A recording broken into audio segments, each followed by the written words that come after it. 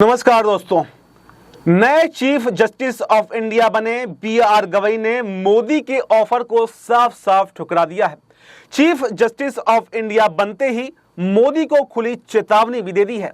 Chief justice of India बने B R. Gavai ने साफ साफ ये कह दिया है कि रिटायरमेंट के बाद में मुझे क्या पद दिया जाएगा, इसके लिए मैं बतौर सीजेआई अपना कार्यकाल दांव पर नहीं लगाऊंगा, क्योंकि मुझे रिटायरमेंट के बाद में ना तो राज्यपाल बनना है और ना ही लोकपाल बनना है और ना ही राजनीति में ना ही पॉलिटिक्स में मुझे एंट्री करनी है। जी हां दोस्तों, ये सबसे बड़ी बात जो है जस्टिस गवई ने सीजेआई का कार्यभार संभालने से पहले ही कह दी है। सीजेआई बनने से ठीक एक दिन पहले बी.आर. गवई ने मोदी को कहें तो एक तरीके से या गुजरात लॉबी की गाल पर एक जोरदार तमाचा जो है वो जड़ दिया है। खबर बहुत बड़ी है क्योंकि उन्होंने जो टीका टिप्पणी की है ये बहुत ज्यादा महत्वपूर्ण है। इससे आगे आपको पता चलेगा कि किस तरह से बी.आर. गवई सीजेआई जो नए बन गए हैं, अब उन्होंने किस तरह से मोदी सरकार के लिए मुसीबतें जो हैं वो खड़ी कर दी हैं। दोस्तों, सुप्रीम कोर्ट के chief justice of India B R. Gavai ने रिटायर होने के बाद पॉलिटिक्स में एंट्री लेने से साफ साफ इनकार कर दिया है। सोचिए, कोई चीफ जस्टिस ऑफ इंडिया बने और बनने भी नहीं, अभी बनने ही वाले हैं, महज एक दिन पहले ही उन्होंने ये साफ कर दिया कि मुझे पॉलिटिक्स में कोई भी दिलचस्पी नहीं है। रिटायरमेंट के बाद में अक्सर ये देखा गया है कि जो जजेस हैं वो पॉलिटिक्स ज्वाइन कर लेते हैं, लेकिन मैं ऐसा नहीं करूंगा। और ये कहते हुए उन्होंने कहा कि सीजेआई के पद पर रहने के बाद में व्यक्ति को कोई भी जिम्मेदारी उस रिटायरमेंट के बाद में नहीं लेनी चाहिए। यानी जितने जजों ने, जितने सीजेआई ने अभी तक अलग अलग मोर्चों को संभाला है, उन्हें रिटायरमेंट के बाद में उन सभी सीजेआई चीफ जस्टिस को या तो जजों को उन्होंने आड़े हाथों एक साथ ले लिया है और साथ ही मोदी सरकार के लिए, बीजेपी के लिए एक कड़ा संदेश भी दे दिया है।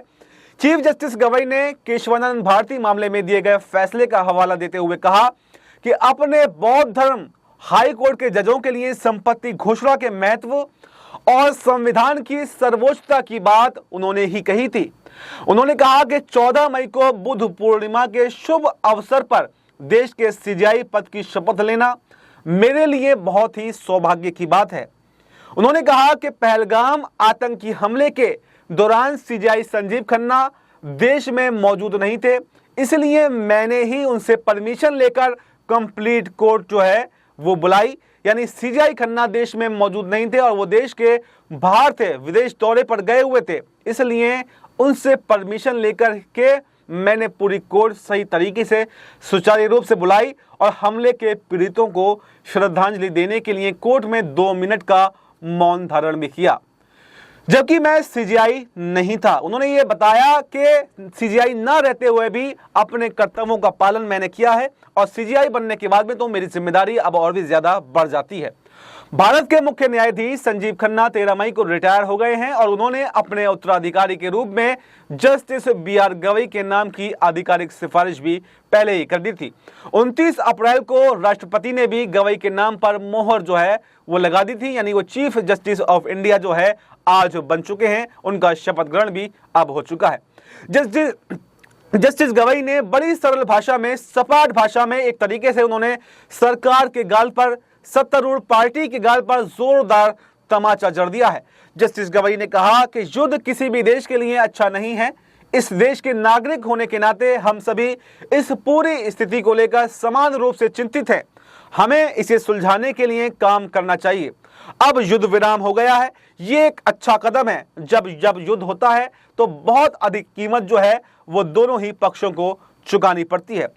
सोशल मीडिया के दुरुपयोग पर भी उन्होंने कहा कि मैं सोशल मीडिया को फॉलो तो नहीं करता हूं, लेकिन मेरा यह भी मानना है कि जस्टिस अपने घरों में बैठकर कोई भी फैसला नहीं सुना सकते हैं। हमें आम आदमियों के बीच में रहकर ही उनके मुद्दों को समझना चाहिए और उसके बाद में ही कोई फैसला लेना चाहिए। आपको यह भी बता दें कि जस्टिस गवई का कार्यकाल सिर्फ 7 महीने का ही होने वाला है, लेकिन इसी 7 महीने में वाकई इस 7 महीनों में सुप्रीम कोर्ट द्वारा या अपने फैसलों के द्वारा वो कहीं ना कहीं मोदी सरकार के नाक में दम तो जरूर करने वाले हैं। उनके पास ऐसे ऐसे मामले इस वक्त पेंडिंग हैं जिस पर सीजेआई बी आर गवई फैसला सुनाने वाले हैं और आदेश जो है वो जारी करने वाले हैं, जिससे मोदी सरकार की सत्ता जो है वो पूरी की पूरी हिल सकती है। सुप्रीम कोर्ट की वेबसाइट पर दिए गए प्रोफाइल के मुताबिक जस्टिस बी आर गवई 24 मई 2019 को सुप्रीम कोर्ट में बतौर जज के लिए प्रमोट हुए थे और उनके रिटायरमेंट की तारीख 23 नवंबर 2025 है, यानी अब से मोटे मोटे तौर पर देखें तो 7 महीने। दोस्तों, उन्होंने जो बातें कही हैं, ना कि सीजीआई पद के बाद में कोई जिम्मेदारी लेना उचित नहीं है, या ये जो बयान उन्होंने दिया है भारत के अगले मुख्य न्यायाधीश B R Gavai, justice Gavai ने ये स्पष्ट कर दिया है कि मैं सेवानिवृत्ति यानी रिटायरमेंट के बाद में कोई भी सरकारी पद, कोई भी जो है पॉलिटिक्स में मैं स्वीकार नहीं करूंगा। और उन्होंने ये भी साफ कर दिया है कि सीजीआई एक सर्वोच्च पद होता है और इसके बाद में किसी को भी कोई पद लेना भी नहीं चाहिए, यानी उन्होंने ये तो साफ किया कि मैं नहीं लूंगा, इसके साथ ही उन्होंने ये भी कह दिया कि किसी को लेना भी नहीं चाहिए। और मुझे लगता है कि एक बार जब कोई व्यक्ति सीजीआई के पद पर रह चुका है, जब कोई व्यक्ति सीजीआई के पद पर बैठता है, सीजीआई बन जाता है, तो उसे आगे कोई जिम्मेदारी नहीं लेनी चाहिए। ये सीजीआई पद की गरिमा है और इसको कहीं ना कहीं अगर वो कोई दूसरा पद लेता है तो इसकी गरिमा कहीं ना कहीं तार तार हो जाती है। उन्होंने ये जो कहा है, उन्होंने ये एक बहुत बड़ा संदेश दिया है, बहुत बड़ा संकेत दिया है कि आगे चलकर गुजरात जोड़ी के लिए जो पोस्ट रिटायरमेंट की सेटलमेंट के जरिए जजों को भ्रष्ट बनाने का मौका मोदी शाह, या आप कह सकते हैं कि गुजरात लॉबी जजों को भ्रष्ट बनाने के लिए एक ऑफर जो है उनके सामने रखती है, जैसा कि आरोप हैं। हालांकि हम इसकी पुष्टि नहीं करते हैं, लेकिन ये आरोप जरूर लगे हैं गुजरात लॉबी पर कि वो जजों को भ्रष्ट बनाने का काम करते हैं। Post retirement settlement, post retirement job, और उसे आज ही सीजीआई बनते ही बी आर गवई ने पूरी तरीके से ठुकरा दिया है। उन्होंने ये साफ कर दिया कि राज्यपाल मतलब सीजीआई का पद जो है वो राज्यपाल से भी बड़ा है। कोई सीजीआई पद पर दाखिल होने के बाद में, सीजीआई यानी चीफ जस्टिस ऑफ इंडिया बनने के बाद में वो राज्यपाल बने, ये बिल्कुल भी शोभा नहीं देता है। आपको ये भी बताएं कि हाल ही में आपने देखा होगा, आप जरा याद कीजिए कि किस तरीके से कई जज जो हैं, कई हाई कोर्ट के जज या सुप्रीम कोर्ट के जज जो हैं वो राज्यपाल बने। अभी हाल ही में हाई कोर्ट के जज जो है वो केरल में उनको राज्यपाल बना दिया गया। इसके अलावा रंजन गोगोई जो हैं उन्हें राज्यसभा भेजा गया। इसके अलावा जो तमाम जजेस रहे हैं, हम पिछले कुछ समय में देखते आ रहे हैं, तमाम जजेस किसी को लोकपाल तो किसी को राज्यपाल या किसी को कहीं से टिकट दे दिया गया, यानी कोई ना कोई लाभ जो है वो राजनीति में उनको दिया गया, जिससे उन पर भ्रष्टाचारी के आरोप भी लगे। उसमें सबसे आगे नाम आता है रंजन गोगोई साहब का, क्योंकि राम मंदिर का फैसला उन्होंने ही सुनाया था और उसके बाद में फौरन रिटायरमेंट के बाद में उनको राज्यसभा सांसद बना दिया गया।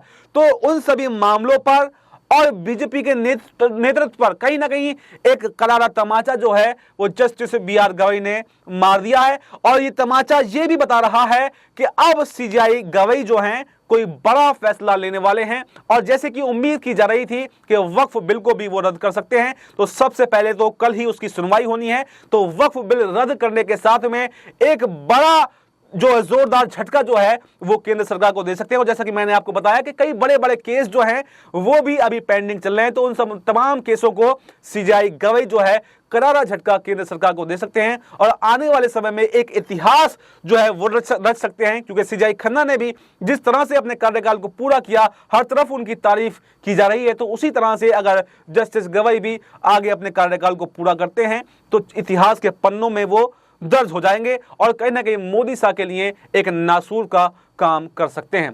तो फिलहाल इस रिपोर्ट में, इस खबर में इतना ही। इस पूरी रिपोर्ट पर आपकी क्या राय है, कमेंट बॉक्स में अपनी राय जरूर दें और हमें दीजिए इजाजत। नमस्कार।